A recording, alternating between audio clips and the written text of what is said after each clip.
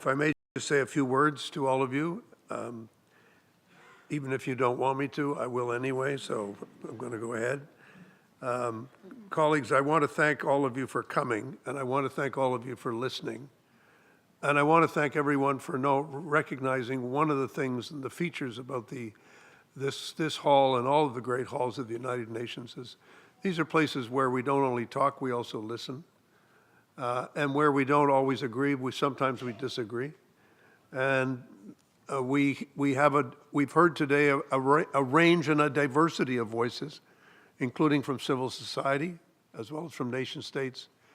And we've heard from people who represent their governments in Washington at the World Bank and the International Monetary Fund, and also people who represent those same governments here at the UN. And they may have slightly different perspectives because of the circumstances in which we're working. But our task is to break down these differences and to figure out ways of coming to a broader agreement about how we need to go forward. And in that regard, I want to just stress that I always talk the language of challenge and not the language of success or failure. We all recognize we have challenges, and we recognize as well that we've not always lived up to every commitment that we've made. And those of us who occasionally have a responsibility to confess our sins do so, I think, with all humility and recognizing that we don't live in a perfect world and we're not perfect people. But what I want to suggest to you is that the multilateral system is the best we've got. There is no other system that can help us to deal with what are global problems. Yes, nation states must take ownership, and yes, we must respect all nation states in their determination to exercise their sovereignty. But that sovereignty should not take place at the expense of anyone else. Let's be clear about that. We all have a responsibility to each other to recognize the things that we have in common and the things we must create in common. And we have created some magnificent, strong, vibrant institutions. And these are institutions that need to be further strengthened and cared for because they can very quickly be undermined. And the values that underlie these institutions, the values of trust, the values, yes, of efficiency, the values of capability and of innovation, these are values which we have a responsibility to continue to press forward with. I think what we've heard in the last few days is that it's not about mobilizing resources only. It's about mobilizing people, us. Governments and institutions are not impersonal things. They're run by people. And we still have an obligation to really move people.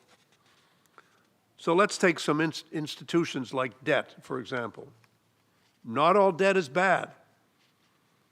We need debt in order to invest. Debt is not an evil thing. Governments go into debt sometimes for good reasons, sometimes for bad, as do individuals. But the question is, how can we create the space and opportunity for people to invest in their own development and to improve the lives of their people without preventing them from spending money in other areas where they also need to invest? We have a variety of actors who are here representing different institutions. I think the actors need to be brought together on a more regular basis, and we all have to work from the premise that we all have jobs to do which need and require mutual respect. We cannot speak the language of denigration in speaking about what it is these institutions do. Toutes ces institutions avec lesquelles nous travaillons sont des institutions qui ont été créées par les gouvernements avec la nécessité d'insister sur la coopération et sur des plateformes qui peuvent coexister et qui doivent coopérer dans le travail qu'ils font.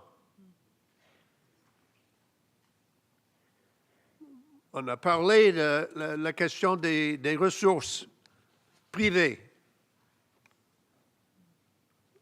Les ressources privées sont essentielles pour le développement économique. Soyons réalistes. Acceptons la réalité que dans tous les pays, les citoyens ont décidé que les marchés doivent marcher, effectivement. Markets must work. Markets are not a source of evil. They are a means of allocating resources in an efficient way and of creating greater possibilities for innovation, change, and prosperity. This is not an ideological proposition on my part. It's the common sense of what most countries have, the vast majorities of countries, have agreed is an essential part of what they do. Not the only part of what we do,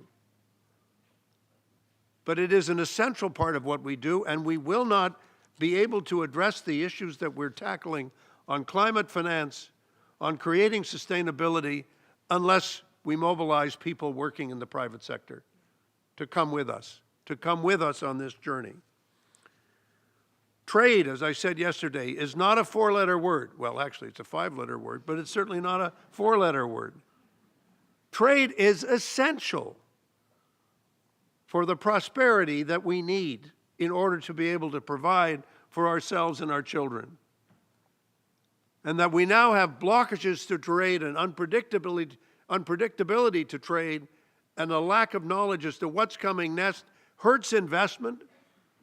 It hurts the self-interest of every single country on the planet. The people who say, I want to do things that are only in my interest. Well, the lesson of civilization is that we all need to work together in our self-interest, but if we don't think about the common interest, we're in trouble. And if we don't think about what's beyond the horizon, as my Prime Minister has said on many occasions, then we are finding ourselves in a situation where we're ignoring the interests of future generations, which this Assembly decided that what happens to future generations is actually important. We need statistics, we need data, we need information. We need to be able to measure, we need to know how we're doing and how to do it better. And on each one of these things, we need to understand that it's this multilateral system of ours, which is not over and above us, it's with us, it's in us. This spirit of cooperation, the spirit of working together. It's important for us to remember the words that we repeat over and over again, and that is that the ultimate goal of financing is to ensure our private good and also to ensure our public good. And that's what financing is for. Financing is not a thing unto itself, it's a thing with a purpose, and that purpose is common. So I want to close by thanking all of you for your continuing contributions to the challenge that we're facing. It's important that we broaden our own horizons a bit as we look and listen to others who are working in different circumstances and who come at it from a different perspective. But it's critical that we work together. I want to thank you all, and let's keep going, and let's keep this momentum moving as we head to the conference in Seville and to reaching a new agreement, the Seville Agreement, which will move us forward in a better way. Thank you very much. Merci beaucoup.